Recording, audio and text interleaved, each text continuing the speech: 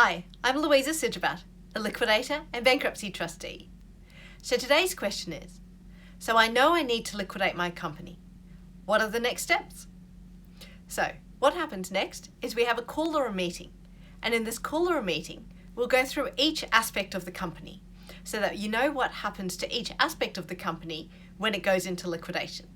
So that includes what happens with any plant and equipment, any debtors and accounts receivable, any inventory and stock, any financed items like financed motor vehicles, financed kitchen equipment, financed anything.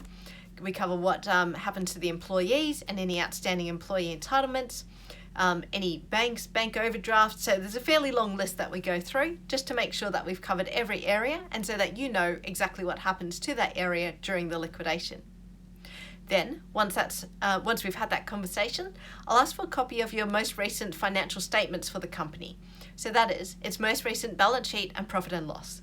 I'll have a look through and just make sure that there aren't any other areas that we haven't covered. And if there are, then we'll have a chat about them and any risks that I've identified along the way as well.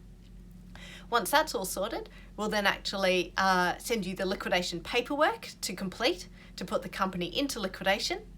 Once that's done, the liquidation starts.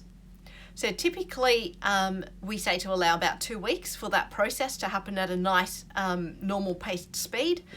If it's urgent for whatever reason, it can be done same day. Usually people like a little bit of time and they might be busy sorting other things as well. So approximately 2 weeks is our guide.